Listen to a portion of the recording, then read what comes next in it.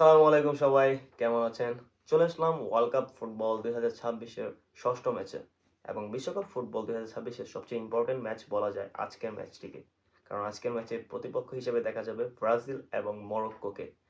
দুইটাই খুবই hot favourite team এই বিশ্বকাপের। র্যাঙ্কিংয়ে ৬ এবং ৭ নাম্বার দুইটি দল রয়েছে, ব্রাজিল এবং মরক্কো। আর বিশেষায়িত করে ব্রাজিল নরমালি এই দুইজনের মধ্যে ফেভারিট ধরা যায়। তবে আমি যদি মরক্কোর লাস্ট ওয়ার্ল্ড কাপের রানটা বলি, ফার্স্ট আফ্রিকান টিম হিসেবে কোনো একটা সেমিফাইনাল খেলার যোগ্যতা অর্জন করেছিল মরক্কো। হয়তো ফ্রান্সের কাছে হেরে সেই স্বপ্ন ভাঙচুর হয়ে গিয়েছে, কিন্তু সেমিফাইনাল পর্যন্ত তাদের ওঠাটা, এটা আমি মনে করি অনেক বড় একটা অ্যাচিভমেন্ট। সেই তেজ, সেই ধার ধরে রেখে মরক্কো এই বিশ্বকাপে তাদের মিশন শুরু করতে যাচ্ছে ব্রাজিলের বিপক্ষে। বরাবরের মতো আমি যদি ব্রাজিল এবং মরক্কোর ফুটবলে আজকের ম্যাচের সম্ভাব্য লাইন আপটা বলে দিই, সেটা হচ্ছে গোলকিপার পজিশনে অবশ্যই অ্যালিসনকে দেখার সম্ভাবনা রয়েছে। রাইট ব্যাক এবং লেফট ব্যাকে রয়েছে দানিলো এবং অ্যালেক্সান্ড্রো। সেন্টার ব্যাক পজিশনে রয়েছে মার্কিনেস অ্যান্ড গ্যাব্রিয়েল মার্গালেস, দুইজন লাস্ট ইউসিএল ফাইনালে প্রতিপক্ষ হিসেবে খেলেছে। মিডফিল্ডে বরাবরের মতো ব্রাজিলের এক ভরসার নাম ক্যাসিমেরো এবং নিউক্যাসল ইউনাইটেডের Bruno Guimaraes. Left back, right back মোটামুটি ফিক্স ধরা যায়, রাফিনহা, ভিনিসিয়াস জুনিয়র। এবং সেন্টার ফরওয়ার্ড পজিশনে ইগার থিয়াগোকে দেখার সম্ভাবনা সবচাইতে বেশি। ব্রাজিল কোচ ইগার থিয়াগোকে পার্সোনালি খুবই পছন্দ করে, আর ইংলিশ প্রিমিয়ার লিগে খেলার ফলে তার নামডাকটা একটু বেশি। তবে মোস্ট ইম্পর্ট্যান্ট একটা পজিশন রয়ে গিয়েছে, সেটি হলো নাম্বার 10 পজিশন।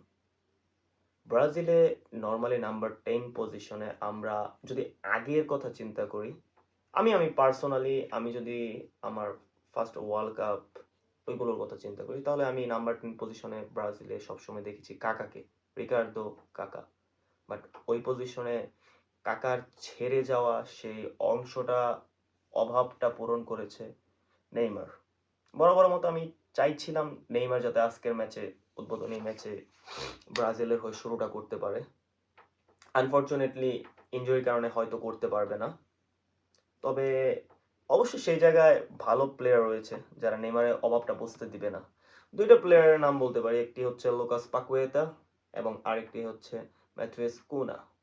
দুজন প্লেয়ার বরাবরের মতো ভালো, একজন লেফট ফুটেড, একজন রাইট ফুটেড।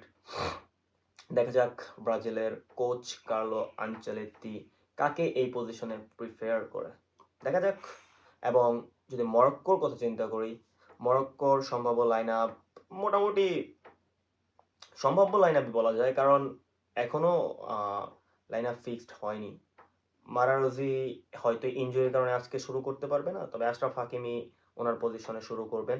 ব্রাহিম দিয়াজ এবং এজে এজেভালি এজেভালি ইনজুরির কারণে বিশ্বকাপ থেকে ছিটকে গিয়েছে।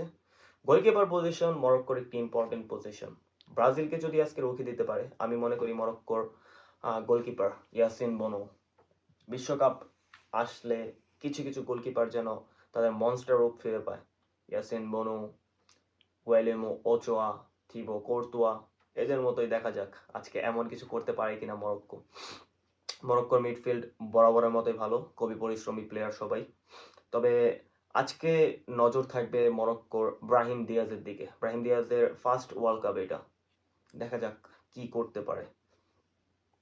এবং যদি আমি আজকের ম্যাচের সম্ভাব্য প্রেডিকশনের কথা বলি, স্কোর প্রেডিকশন, আমি বলবো ব্রাজিল 2, মরক্কো 1। আপনারা আপনার মতামত জানাতে পারেন আমাদের ইউটিউব চ্যানেলে sports zone live BD. Thank you very much.